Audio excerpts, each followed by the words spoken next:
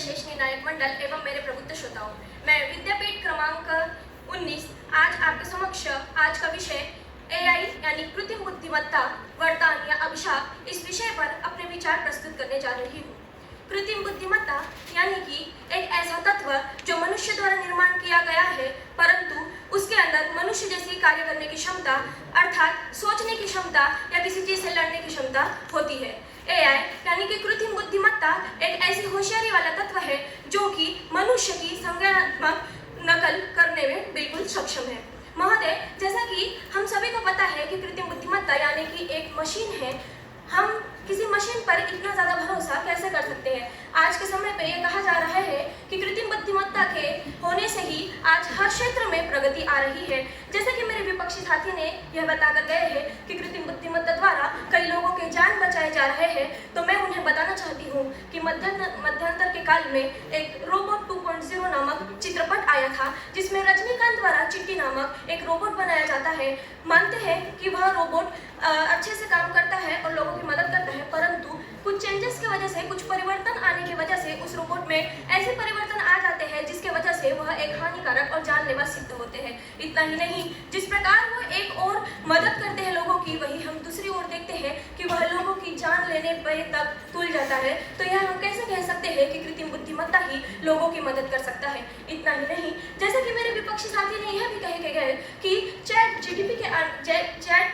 के आने की वजह से आज हम हर क्षेत्र में देखते हैं कि हमारा कार्य जो है, कार्य करने की क्षमता जो है वह आसान हो गई है। परंतु मैं उन्हें बताना चाहती हूँ कि कृत्रिम बुद्धिमत्ता के आने की वजह से ही आज अध्ययन के क्षेत्र में अर्थात शिक्षा प्रणाली में जो हमें छात्राओं के अंदर में जो क्षमता दिखनी चाहिए या जो सोचने का विचार दिखना चाहिए, वो क्षमता कहीं न कहीं सिमट कर रह गई है। जी हाँ, चैट जीटीपी के आने के बाद से ही हम देखते हैं कि इसका सबसे पहला इस्तेमाल किया गया छात्राओं द्वारा अपने होमवर्क में नकल करने के लिए, परंतु यह एक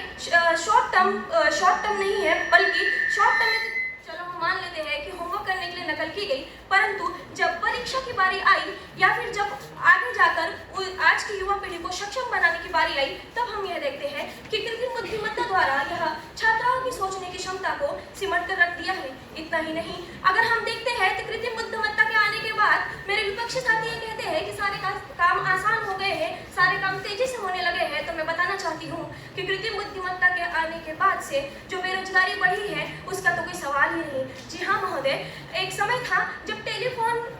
का यूज किया जाता था, परंतु स्मार्टफोन के आने के बाद से टेलीफोन लैंडलाइन ऑपरेटर के सारी नौकरियां चली गई। इतना ही नहीं, गाड़ियों के आने के बाद से घोड़ा गाड़ी चलाने वालों की नौकरी चली गई। इतना ही नहीं, तो एटीएम के आने के बाद से बैंक टेलर्स की नौकरी चलेगी, वेबसाइट के आने से बुकिंग ट्रेलर्स की नौकरी चली गई। महोदय, ये तो कुछ उदाहरण है। इतना ही नहीं, ऐसे अत्यंत उदाहरण है जिसकी वजह से आज के लोग बेरोजगारी से मर रहे हैं, और ये केवल भारत में नहीं बल्कि दुनिया भर में इसका प्रकोप देखा गया है। और ये सबसे खतरनाक तो तब बन जाता है जब इसका गलत इस्तेमाल पॉलिटिकल प्रोपेगेंडा में किया जाता है। जी हाँ, 2016 में यूएस प्रेसिडेंट डोनाल्ड ट्रंप जिस समय इसका पहली बार इस्तेमाल किया गया था पॉलिटिकल प्रोपेगेंडा में, तब ये सबसे ज़्यादा हानिकारक साबित हुआ है। और अगर ऐसा ही होता रहा तो फिर हमारे देश को, जब हम कहते हैं कि हम एक विकसित भारत बनाना चाहते हैं या आज की युवा पीढ़ी को सक्षम बनाना चाहते हैं, मुझे लगता है कि इनकी सोच और विचार कहीं न कहीं सिमट कर रह जाएंगे। इतना ही नहीं, मेरे विपक्षी साथी ये कहते हैं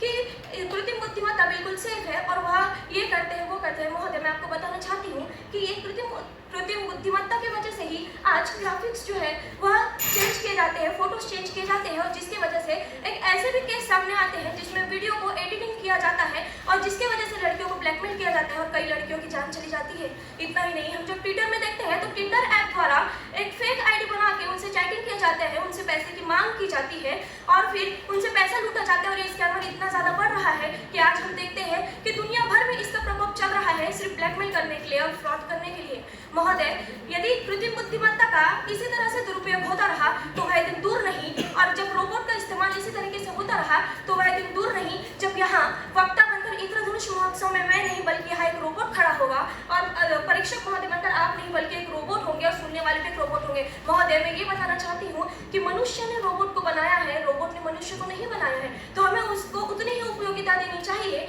जिसके लिए वह सक्षम है, क्योंकि वह एक मशीन चीज है और वह ये समझते इतना ही नहीं। अमेरिका के अगर हम देखते हैं तो एआई लेस ड्रोन कैमरा में जब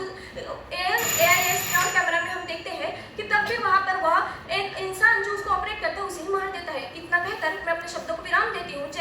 स्वागत, धन्यवाद.